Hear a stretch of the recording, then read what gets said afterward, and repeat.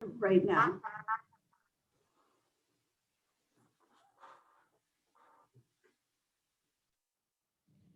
Again, welcome to Restructuring in a Post-Pandemic World.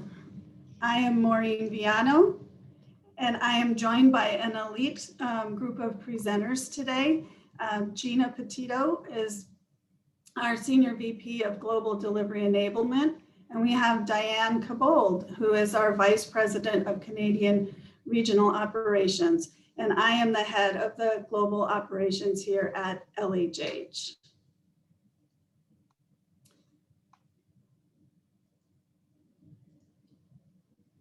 For the agenda today, we're going to talk about how our world has changed. I mean, all of us have gone through a lot of change in the last year with the pandemic, and Gina's going to cover what that all looks like. We're also going to cover how to prepare your organization for a restructure, and that, unfortunately might include downsizing, and also how to effectively conduct virtual notifications. And then understanding the benefits of getting help with offering the outplacement services. And then again, we're going to end with the Q&A session. Now, most companies had some kind of impact this last year with the pandemic, and we had customers. One of them had a 300 office footprint that they had to take virtual in 24 to 48 hours. We had another customer who grew.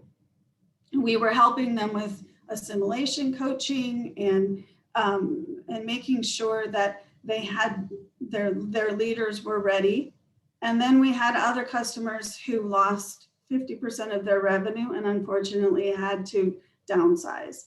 So I think most of us on the call have experienced some type of that. So we wanted to do a poll, and we wanted to ask, and we want to find out from the group, how would you rate your organization's restructuring projects in the past? Were they very good? Were they okay, but areas for improvement? Or was it a disaster? So I'll give you a minute to go ahead and submit your answers.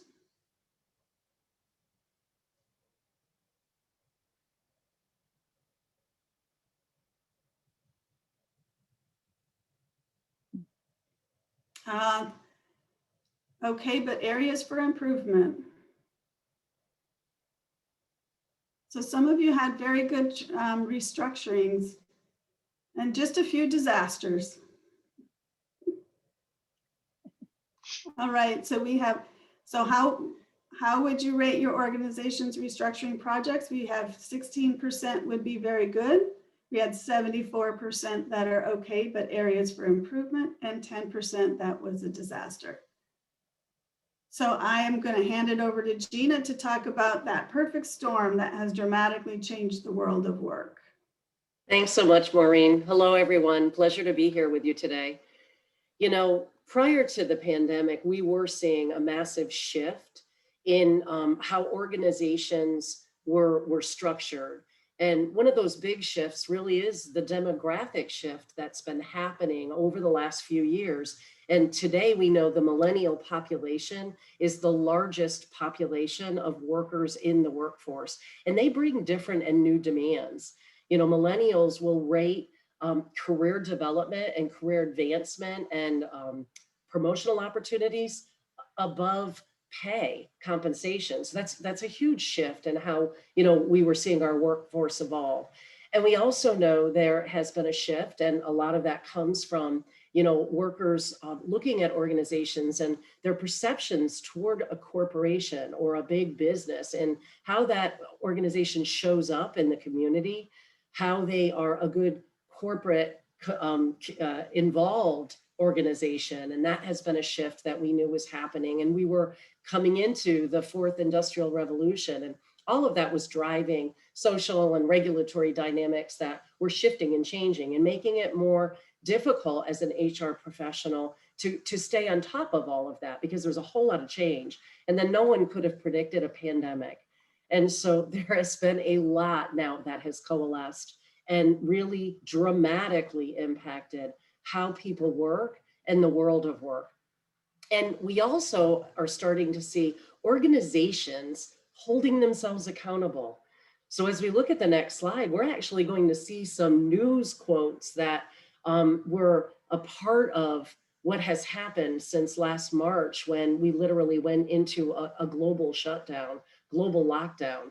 And in this new era, personnel decisions are far more personal than ever because of the world of social media and the ability for people to take it to the masses if they're not happy, they're not pleased with how an organization is behaving, how senior leadership is making decisions.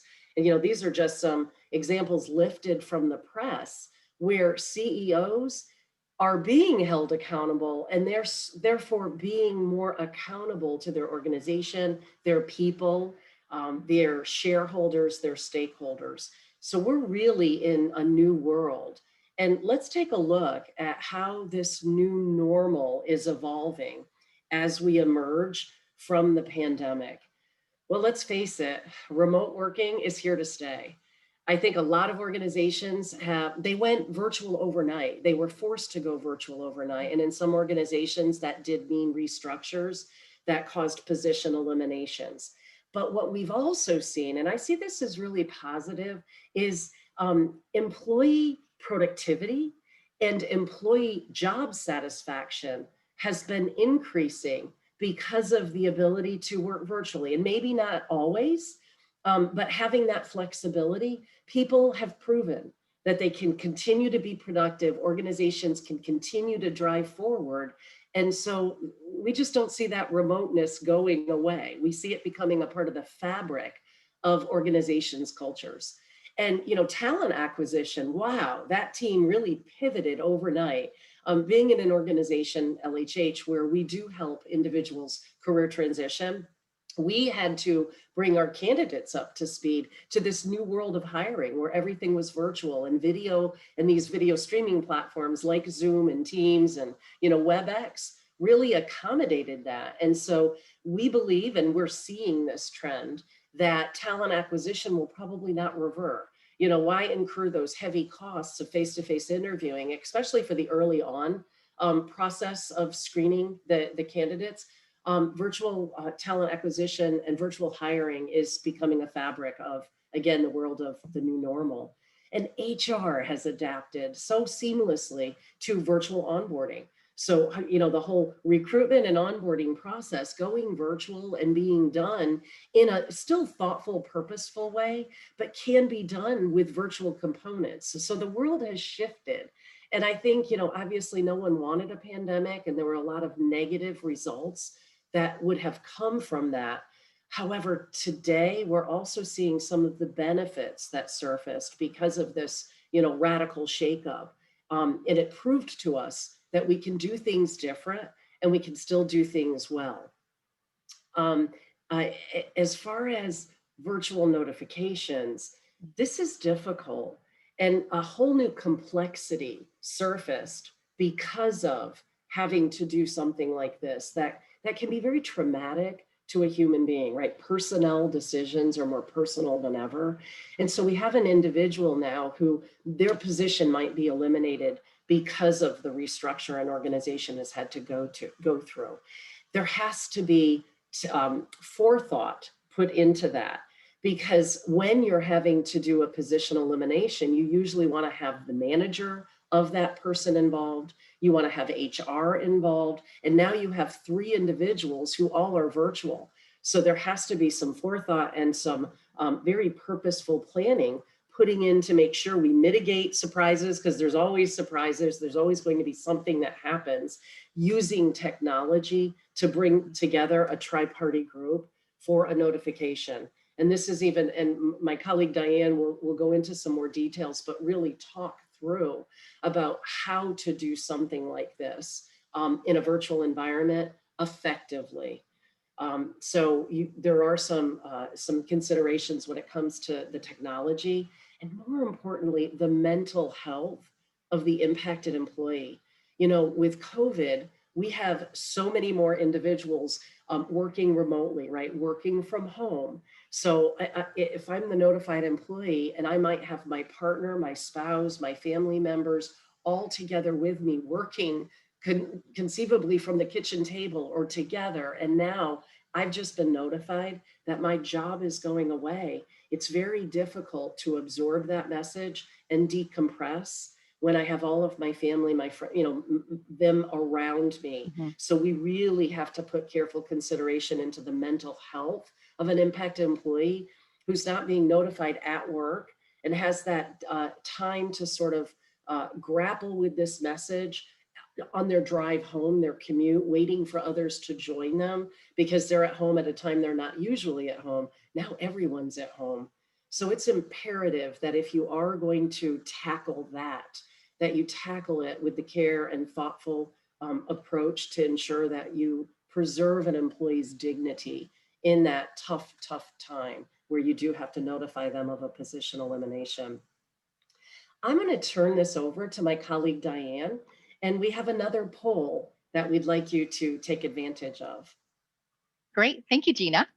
And hi, everyone.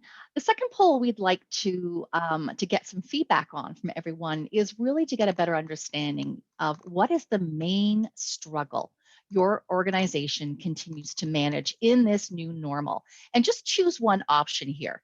So is it identifying new talent pools for the remote workforce? Is it virtual notification strategies? Is it potentially supporting remaining employees after the workforce reduction? Or is it potentially reskilling or upskilling our workforce for the new skills that they need for the future work? So select just one and let's get an idea of kind of where everyone's, I guess, prominent struggle is right now. We'll just give this another 10, 15 seconds and we'll see what the group is thinking.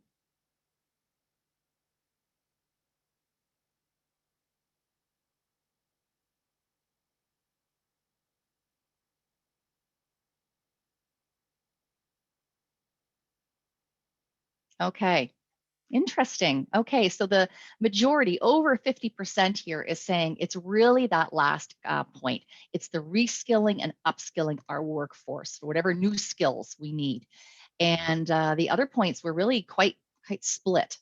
So that's where the majority of you are all thinking is how do we now frame our workforce so that they can be skilled properly for the future?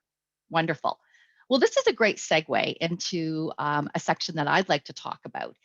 And as Gina and my colleague Maureen have referenced, layoffs are never easy, especially for small and medium-sized businesses who operate maybe with fewer staff members, where employees may have long tenure, and they have developed personal friendships. Where work really becomes their main social network. So as a small business leader, your best plan of action is having a process in place that can make the most uncomfortable termination easier and will help alleviate the negativity to both the departing employees, but also to the remaining workforce. What I also like to remind my customers is yes, while you are a business and you have some challenging decisions to make, a termination is a fundamental change to an employee's livelihood, their career path. It impacts both their work and their personal relationships. So an underlying message, especially during this pandemic period, is to conduct your notifications and ensure the meeting is being done so the employee feels that they're being treated with as much dignity and respect as possible. So the first item here really is talking about remembering to plan ahead. Prepare for all possibilities, anticipate those tough questions ahead of time. And by doing this, it will really help alleviate some of your concerns. Know what type of support you're going to be providing, what type of guidance will help keep you on track, because this is a difficult time and you do need to stay focused. The second point really is to realize it's important that the employee hears a concise and a clear message and what type of support they're going to have. So the more succinct and more thorough the information that you can provide, the less confusion, less doubt, frustration the employees will have. So practice your message. This is really key, but know your limits. So if you need help, ask for it. Reach out to your HR representative, senior colleagues, or professionals that are going to support you because this is a difficult time, but you don't need to go alone. And the third point is really talking about, having empathy during the entire event is important, as the remaining employees will be watching. You have to appreciate and prepare really for the emotional health of the remaining workforce and acknowledge many of them will be going through the same grieving cycle as the departing employees. They will think, am I next? How much additional work will I get now? How are we going to manage getting everything done with less staff?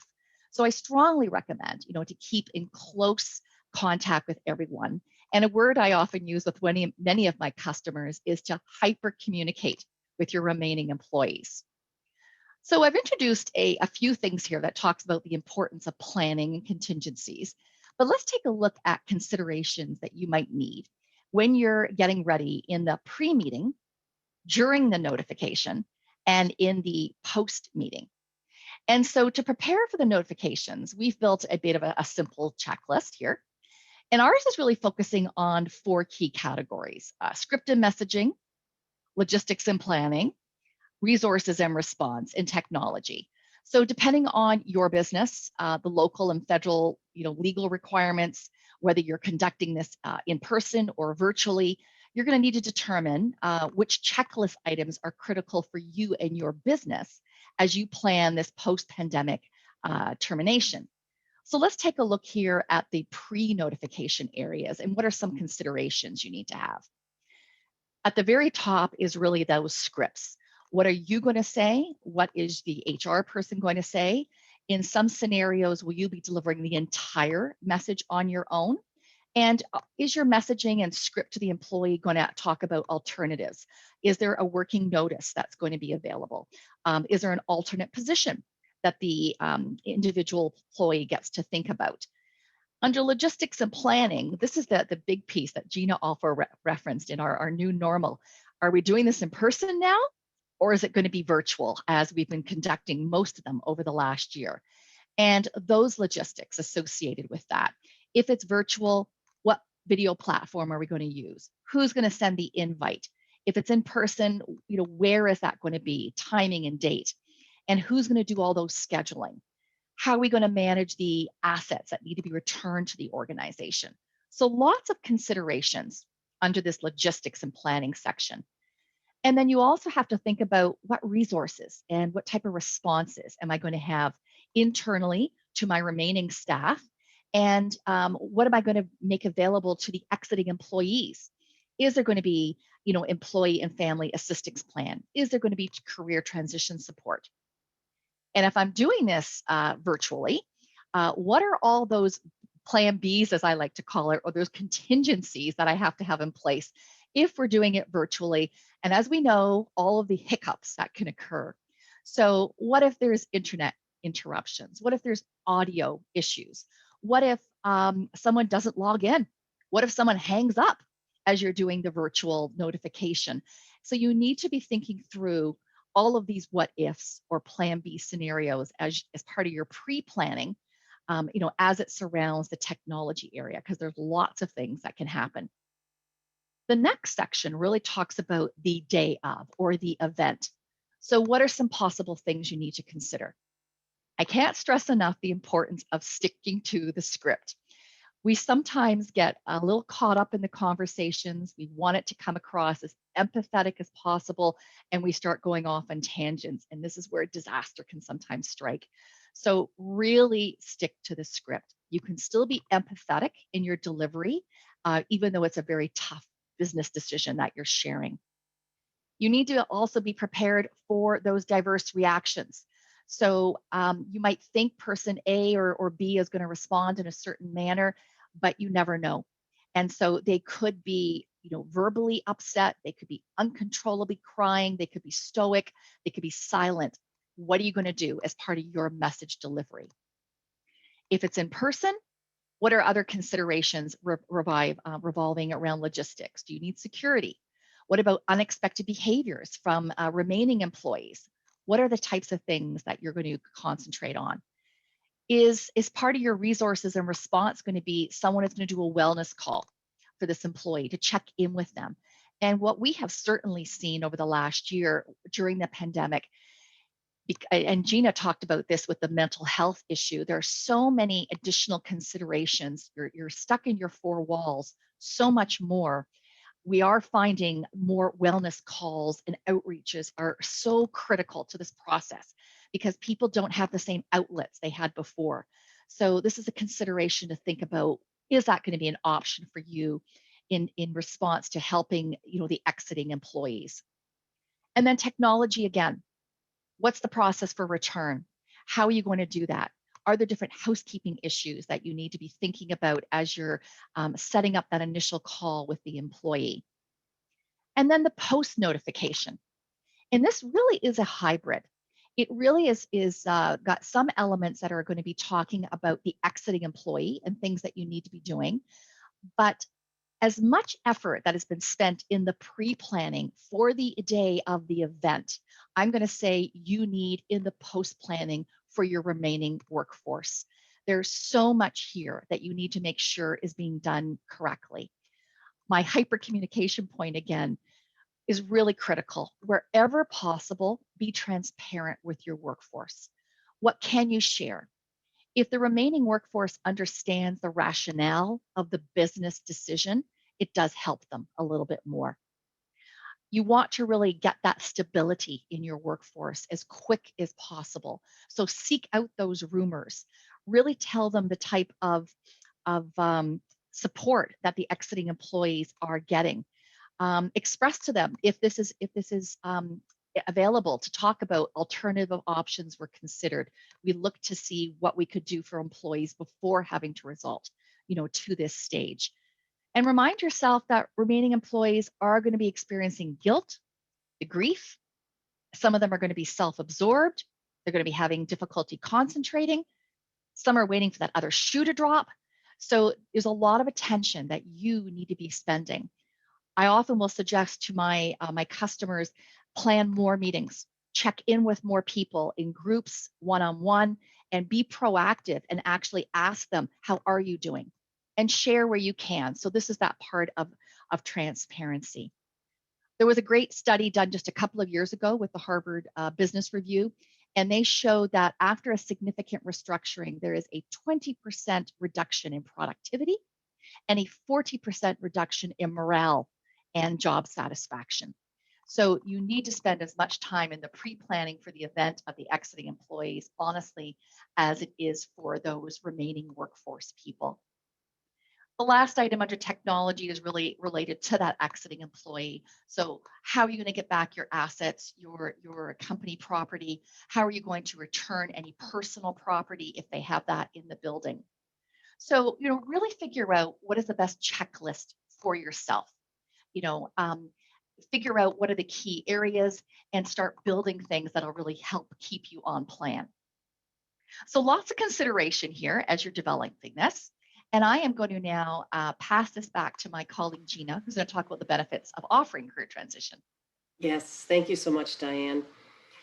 So many of you might have heard the term outplacement, and we at LHH really find that to be an ugly term because it really invokes a connotation of, you're out basically to an exiting employee. And we always say you have to preserve the dignity and be compassionate, right?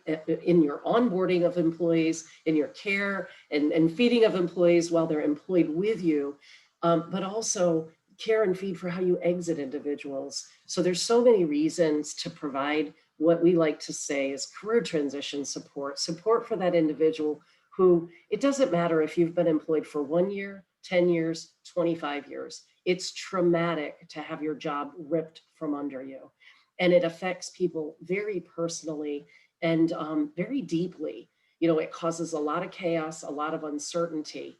And providing career transition support, not only does it mitigate a lot of unfortunate results of eliminating jobs and as you're going through a restructure, but it also is the right thing to do for individuals who have been loyal, dedicated employees and by no fault of their own. This is not a termination. This is the organization had to do something and some people's jobs were eliminated. So why? Well, just as Diane mentioned, there's tangible facts that speak to the decline in productivity and the decline in morale of the survivors, the individuals who were not selected for position elimination, but they saw their friends whom they've worked with for a number of years be exited. It does cause a little bit of anxiety for those individuals. So you can absolutely improve employee morale, employee motivation, and productivity by taking care of the individuals that are exiting and providing them support to help them find their next career opportunity, because that's truly what career transition support is all about.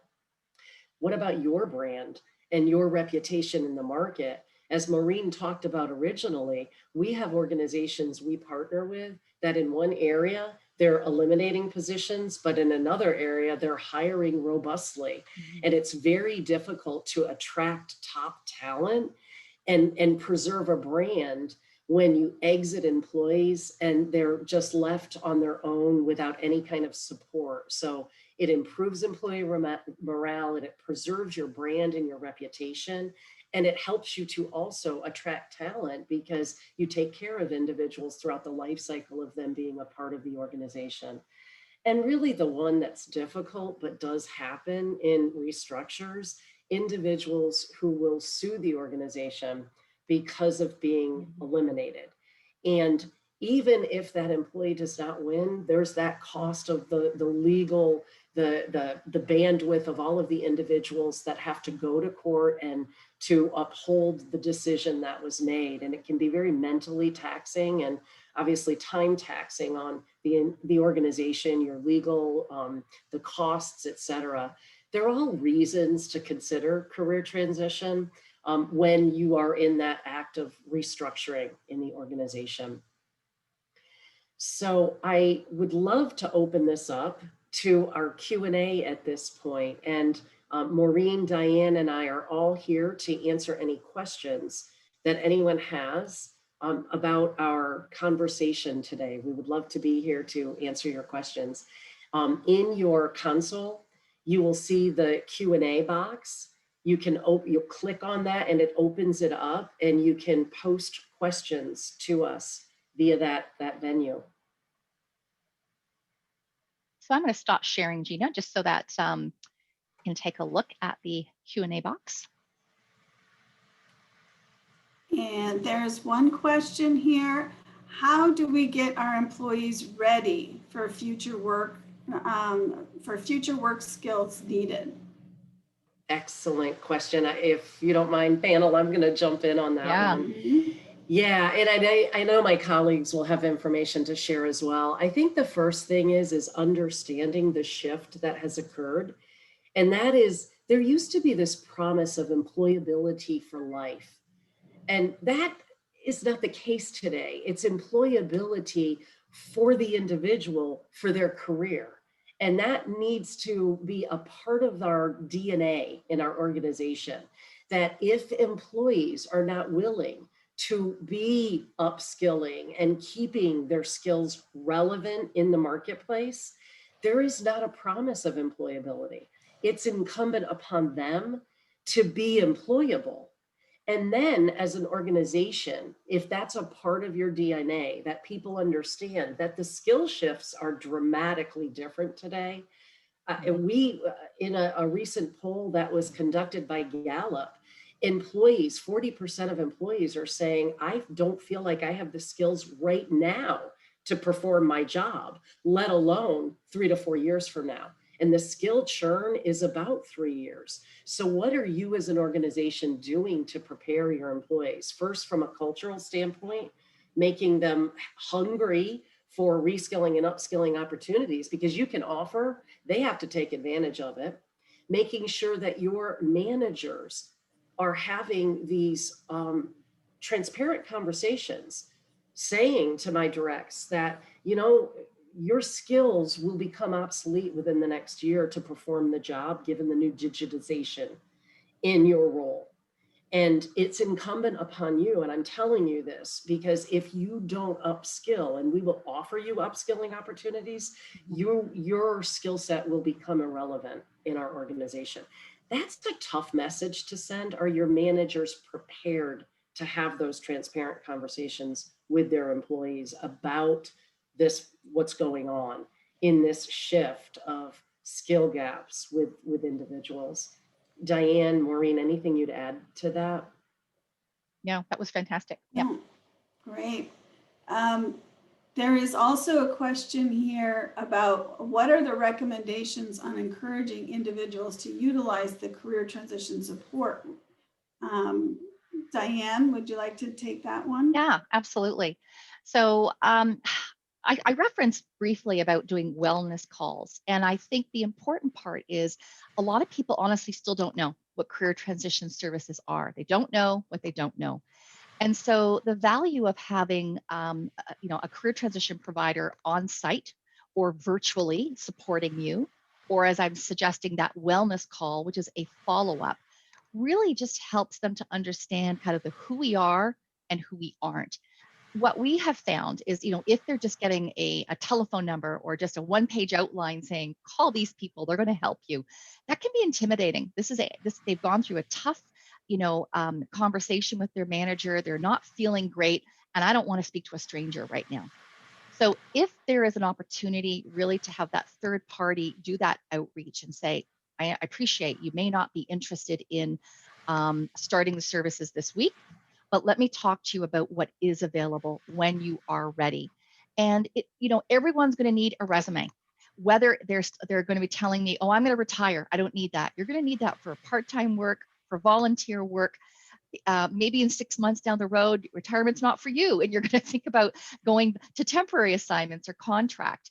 So one of the big things I would suggest is really having an opportunity for someone to actually talk to them about what's available. And as Gina just mentioned about upskilling and reskilling, LHH offers, parts of that as part of our career transition support. They get access to some phenomenal resources and tools that allow them to brush up and to learn new skills. So that would be my recommendation there. Thanks, Maureen. Yeah. And another question on the reskilling, upskilling. Can you speak more on reskilling, upskilling, which may result in an immediate need instead of future when layoffs occur? Right. Yeah, absolutely. So we partner with a lot of organizations who they say to us, right, LHH, we've worked with you as we exit individuals, but quite frankly, we no longer want to do that because there's such a huge cost, right, in exiting our talent instead of retaining our talent and helping the talent to shift the skills needed of where we are today. And that's really the focus. What do you need in your organization? I think that's sometimes a missing piece where organizations come to us and say, we're going to have to eliminate these roles because these people are no longer needed, either because of AI, digital, whatever going on in the organization. So are you looking at which skills are obsolete? And I really like to say skills, not jobs, right? Not roles. Which skills are needed to maintain your ability to, first of all, keep the lights on, but then of course to thrive in a competitive environment? What are the skills? So have you done a skill assessment? And do you know where the gaps are? So that then you can focus on if our people, our teammates have the appetite to want to take on new skills, how are we closing that gap? Are we doing that internally in programs that we've embedded in the organization? Are we partnering with like a third party who can help offer? We have a sister company at LHH. Our parent company is Adecco General Assembly, who their entire curriculum is devoted to helping individuals learn digital skills in today's new normal, where it's so important to have, it might be programming, it might be software engineering, it might be digital marketing. This organization helps to build those skills, and offering something like that internally rather than exiting an individual is actually the new return on individual, helping employees to actually give them the gift of learning so that they have the skills necessary to perform the job in the job they're in. and also in the future for what are the roles that we know or skills that we know, are emerging. Any other thoughts, comments, Diane, Maureen, on that one? No, that was great. Awesome. And then we have another question. Can you share specific best practices for virtual notifications? Diane, Yes. like to take that one? Sure. I could probably talk an hour just on that subject alone. Yes. On virtual notifications. And the honest truth is, did we learn a lot over the last year? As Gina and Maureen mentioned, overnight, everybody had to go virtual. And unfortunately, notifications became a piece to that. So some of the things that we've learned, there's so many different scenarios. Pick a video platform that you are familiar with. Do not try and experiment all of a sudden on Teams or WebEx if that's not your normal go-to platform. Determine if a career transition support person is going to be part of that discussion with the employee. So is it going to be HR, the manager, the employee, plus the career transition support, or are they going to be outside of that meeting? Because we've done it both ways over the last year, and surprisingly, both have worked very effectively. You have to really think about who's sending the invitation so that bells and whistles aren't going off too early about why is HR invited to this meeting? I thought it was just my manager. So you have to make sure and practice, with the video platform you're using, how is that message going to go out? The actual delivery of the message, to be honest, is not too different than when you're doing it face to face. The roles are going to be similar. So either one person is delivering the entire message, or HR and the line manager are working in tangent together. And then the manager would drop off the call if they're part of it, and then HR would stay on, and they would complete the rest of the messaging, potentially review at a high level the package with the individual. And you might have a career transition provider that joins at that point, or it could be, as I referenced before, a wellness call, and we might do a follow-up directly after. So you want to, when you get on that call with the employee, it's really important to do some of those housekeeping issues. Let's just check our volume. Can you hear me? If the employee decides not to put their camera on because that's too emotionally challenging, that's fine. Let them do that, because a lot of control is being stripped away from them right now. And if that one piece of control is to turn my camera off, let that happen. So it's an interesting area. I think both organizations and career transition providers have become very proficient at making this work over the last year, but really stick with the technology, Thanks, Maureen. Thanks, Diane. And there's another question. You talk about virtual notifications. There's a lot more virtual hiring and more digital hiring. How do you train or teach the people coming into service about the new digital hiring? That's a great question. And we ensure that individuals that are coming through our career transition programs, first of all, are educated to the new normal, right? I mean, they know what their new normal is, and now they're at home and they're conducting this, virtual career transition. And if they're focused on finding a, similar job or maybe career shift, whatever their career goal is, they're going to have to do everything in a virtual environment, and that includes networking and interviewing. And so we always support our candidates that come into the program, the service with us, to help them learn, first of all, how to network virtually, right? There's social platforms, LinkedIn, Insta, Twitter, Facebook, that all are there to help them connect with others and, sort of get the word out. But then we also provide them tools and resources to rehearse video interviewing, because it is different. And first of all, it's different when you're on the other side of the desk, right? I mean, a lot of the folks that we work with have done tons of interviews, but they were always the interviewer, not the interviewee. Yep. And so now we have to help them build that skill to be, a great interviewee, but also do it virtually. And there are, a lot of tools and resources we provide them. But I think one of the biggest thing is we do offer a virtual interviewing platform, because let's face it, the more you rehearse, the better you get.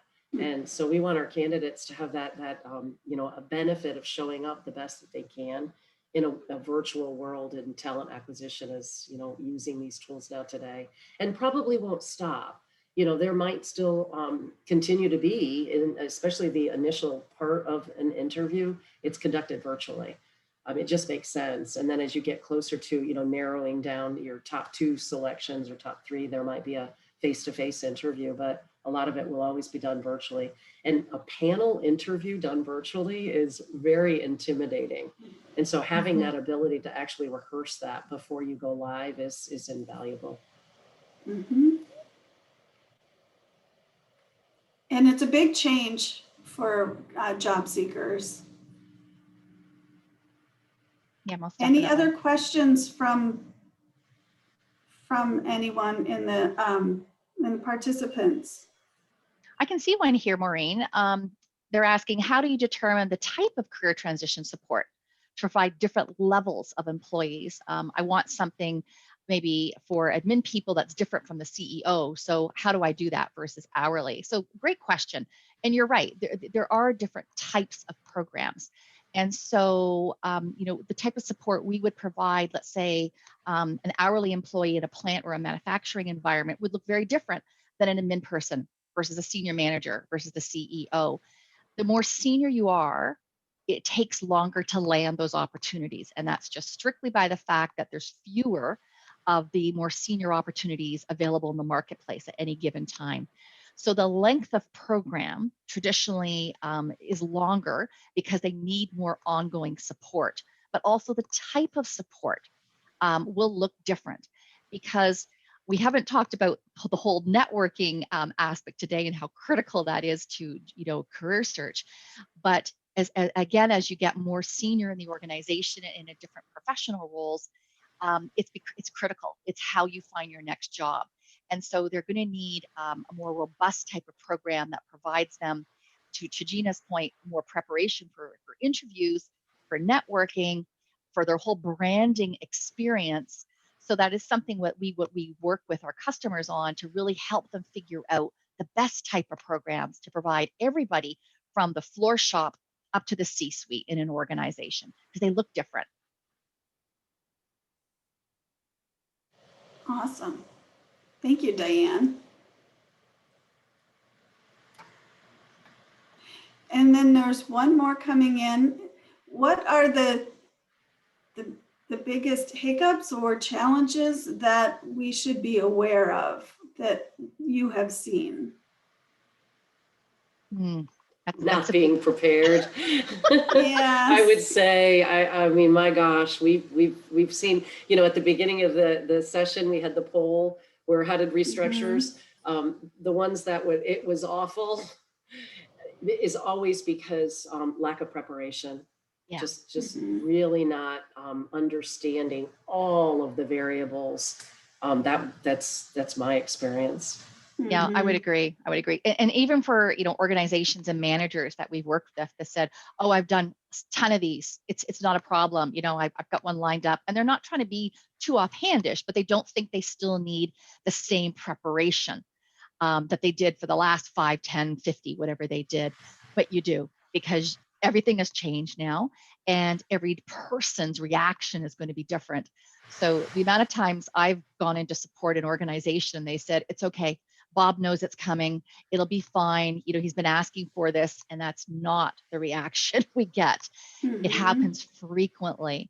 So planning is such a critical part, and practicing. Yeah, and we've just seen it's not a question, but a chat come in that Roy has said with remote work, the challenge is having the person meeting with the supervisor and HR. Yeah. And, it's so key. Why would you have the supervisor involved? Because that's the trusted relationship. That's the person that day in and day out is there and has been there for that employee. So you do want their direct supervisor, whenever possible, doing the notification and then passing it on to HR, who, takes care of the details, severance, return of assets, Mhm. continuation of benefits, answering those types of questions. I see that in your organization, you're using Zoom. It's so critical. As Diane had mentioned, think of the technology. How are you going to do this? And then also think of that person, because now they've just been notified, and at work probably in some cases just ends right there. Mhm. How are you going to do the transition of their work to someone else? And I saw also a chat about what do you do for survivors? Diane, thoroughly, you've covered that. You take care of them and you hyper communicate and be there, be present. We always say to management, be there. And in today's virtual world, that might mean checking in more frequently. It might be just just saying, hey, I just want to see how you're doing. I know you heard the news. Just those kind of check-ins are so invaluable. That have to be visually present. And if we're doing everything virtually today, how do you increase your visual presence with your people? And then with survivors, what are you doing to help them adapt to the change? I think that's an important question to ask organizationally, because things have just changed. Some of their friends are no longer working with them, and so that could be a big emotional upheaval. But they may have to take on more work. So how are you helping them, manage the change? How are you helping your managers manage that change? Yeah, Yeah. great. And Roy adds, and another great question is, then what do you think of a follow-up wellness call by HR and LHH? HR provides EAP info, introduces LHH services and benefits, and the LHH contact, then HR drops off. Yeah, I'll take that one. I know we're getting close to our time at the end here. But you have to figure out what's going to work best first for your business. So your employees, what's going to work effectively. So if there is an opportunity to do that, pass off to a career transition provider or to EFAP, that might be great. EFAP really can help with people who are having a strong emotional response. I briefly talked about there's that normal range of emotions, and anger is normal, crying is normal, but there are a few things that are outside of that norm where EFAP can be a fabulous resource to pull in. So it has worked effectively. I've been participating with organizations over the last year where HR and the manager on the call, the manager drops off.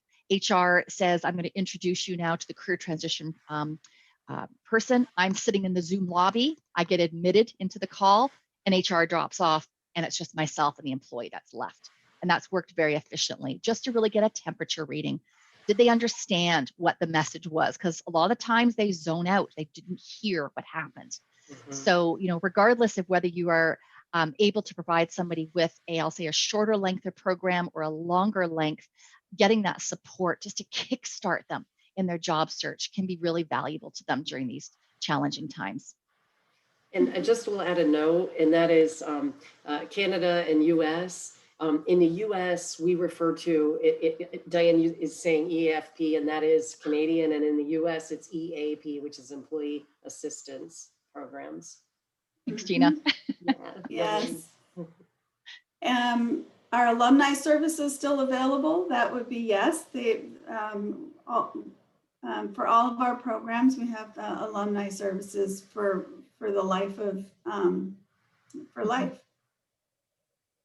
And then a question from some organizations provide computers to employees as part of the remote working relationship rather than allow remote access via a home computer, and also immediately remove this access upon the termination. Any suggestions on how to address this situation so the employee does not feel totally abandoned?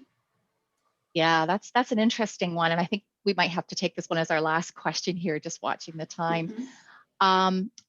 It's very common when I reference about returning assets. That is the technology, your computers, your modems, all these different things that you've given them. So often when they've had the news virtually, the HR person will be sending them a follow-up email with the termination package. Usually it should be going to their personal email address. Maybe their work one is copied. But, tell them, there's nothing wrong with saying within the next 30 minutes, your work email and your VPN access and whatever else will be shut down, so that there's not a surprise, so that they understand that it's really protecting them as much as it is the organization.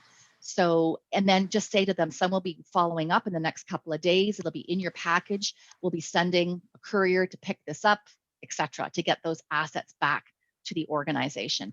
And conversely, returning any personal property somebody might still have in an office that they haven't visited in the last year. Right. Wonderful. Yeah, thank you, Diane. Thanks. Well, on behalf of LHH and my colleagues, Maureen and Diane, we thank you so much for attending our session today.